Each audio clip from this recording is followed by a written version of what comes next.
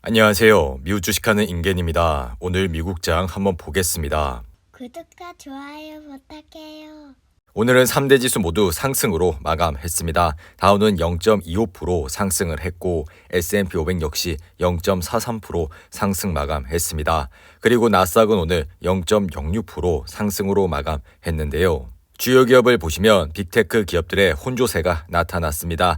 애플과 마이크로소프트는 오늘 강보합 상태로 마감을 했지만 구글과 아마존은 0.5%대 하락을 했습니다. 그리고 테슬라는 오늘 1% 이상 상승을 했는데요. 반도체 섹터를 보시면 엔비디아가 0.81% 하락을 했고 AMD는 강보합 상태로 마감을 했습니다. 아래 보이시는 은행주는 오늘 1% 가까이 하락을 했습니다. 오늘 시장은 큰 이슈 사항은 없었습니다. 이날 발표된 미국의 실업 지표는 54년 만에 최저 수준을 나타냈는데요. 지난주 신규 실업수당 청구 건수는 전주보다 5,000건 감소한 16만 6천 건으로 집계됐습니다. 이로 인해 고용시장은 여전히 견조한 모습을 유지하고 있습니다. 이와 더불어 시장은 전날 발표된 연준의 FOMC 의사로 발표에 주목했습니다. 연준은 매달 950억 달러씩 보유 자산을 줄이고 다가오는 5월에는 50bp 금리 인상이 사실상 확정적이라고 밝혔는데요. 이로 인해 시장이 예상해왔던 것보다 연준이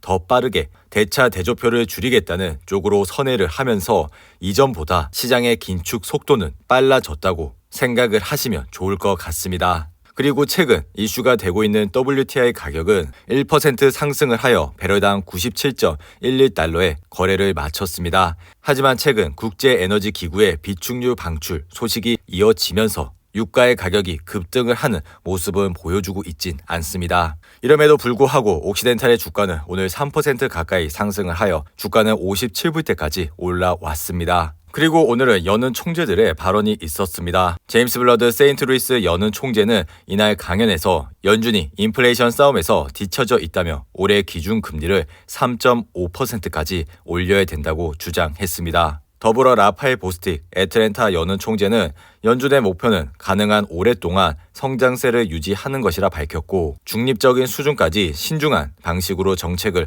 이동하는 것이 적절하다고 말했습니다.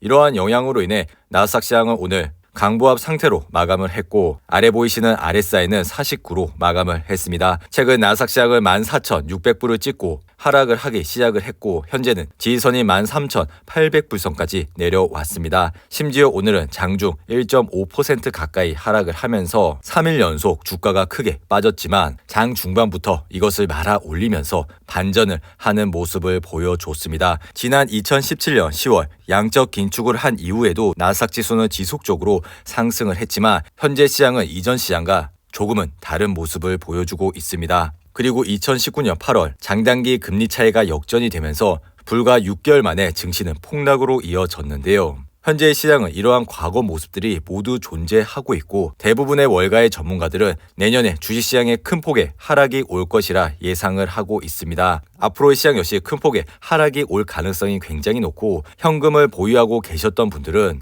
좋은 주식을 저점에 매수를 할 수 있는 기회라고 생각이 드니 이러한 점을 잘 참고하시고 투자를 해주시면 좋을 것 같습니다. 그리고 오늘은 워렌 버핏의 버크셔 해서웨이가 HP 주식을 매입했습니다. 버핏은 지난 6일 SEC 보고를 통해 미국의 컴퓨터 및 프린터 제조업체인 HP의 주식을 매입했다고 밝혔는데요. 워렌 버핏은 HP의 주식 1억 2,100만 주를 매집했고 이로 인해 HP의 주식 11.4%를 보유해 최대 주주가 됐습니다. 이 같은 소식이 전해지자 HP는 오늘 17% 가까이 폭등을 했습니다. 최근 HP는 월가에서 기술주 매도세가 대거 나옴에 따라 연일 급락을 했었는데요. 버핏이 HP를 매집한 것은 최근 기술주 매도세로 주가가 충분히 떨어졌고 HP에서 생산하는 컴퓨터와 프린터는 꾸준히 팔리는 상품이라는 점이 일반 기술주와 차이가 있습니다. 버크셔 해서의 차트를 보시며 최근 시장에 하락장이 왔음에도 불구하고 이렇게 주가는 지속적으로 우상향을 하는 모습을 보여줬습니다. 그리고 최근에는 RSI가 70을 넘어가면서 주가는 과열이 된 모습을 보여줬었는데요. 그리고 그 이후 주가는 떨어지면서 현재는 21선까지 내려온 모습을 보여주고 있습니다. 현재는 버크셔 해서웨이 주가가 지속적으로 오르고 있지만 주가는 이렇게 오르기만 하는 것은 아닙니다. 버크셔 해서웨이도 이렇게 270불과 280불 선에서 6개월간 에너지를 모았고 그 이후 상승을 하는 모습을 보였죠.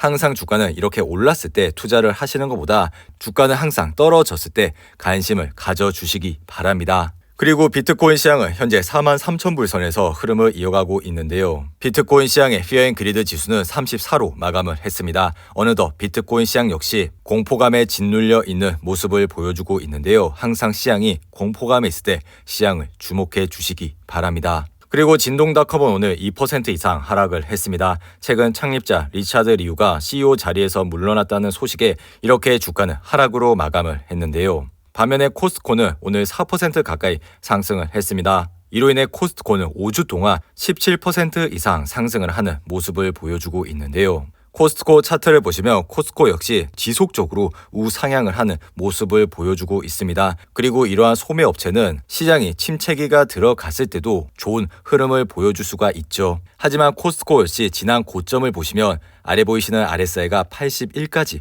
올라오는 모습을 보여줬습니다. 이렇게 주가가 급등을 할 때는 아무래도 매수를 하시는 것보다는 관망하는 자세로 주가를 지켜봐 주시기 바라고요.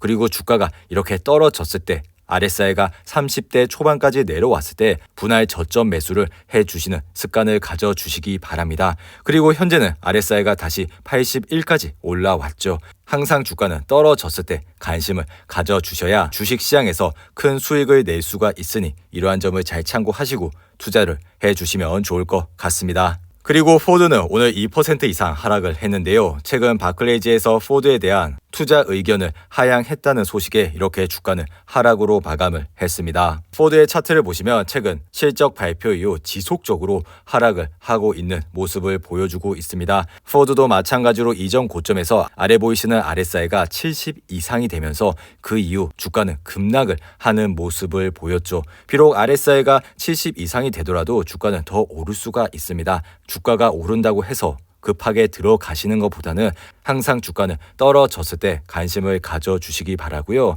포드도 마찬가지로 현재 RSI가 30대 초반까지 내려오고 있는 모습을 보여주고 있습니다. 그러니 이러한 상황을 유심히 지켜보시고 투자를 해주시면 좋을 것 같습니다. 그리고 스파이는 오늘 0.5% 상승으로 마감했습니다. 작년과 재작년 개별 주식을 하시면서 시장의 수익률을 이기시지 못하셨던 분들이 많을 것이라 생각이 듭니다. 하지만 올해라도 이런 스파이와 같은 좋은 ETF에 매달 적립식으로 투자를 하시게 된다면 앞으로도 좋은 수익을 얻으실 수가 있다고 생각이 드니 이러한 점을 잘 참고하시고 투자를 해주시기 바라고요. 만약 스파이의 저점을 지속적으로 찾고 싶으신 분들은 아래 보이시는 RSI와 같은 보조 지표를 참고를 하시고 저점 분할 매수를 하시면 되니 이러한 점을 잘 참고하셔서 투자를 해주시면 좋을 것 같습니다. 그리고 주식시장의 Fear and Greed 지수를 보시면 오늘은 48로 마감을 했습니다. 항상 시장이 공포감에 있을 때 시장을 주목해 주시기 바랍니다. 이상으로 오늘의 영상은 이렇게 마무리를 하고요. 오늘 하루도 잘 버티신다고 고생하셨습니다. 여러분들의 후원은 영상 제작에 큰 힘이 됩니다. 하단의 멤버십 가입과 지속적인 시청 부탁드립니다. 오늘 하루도 즐겁고 행복하게 보내시기 바랍니다. 감사합니다.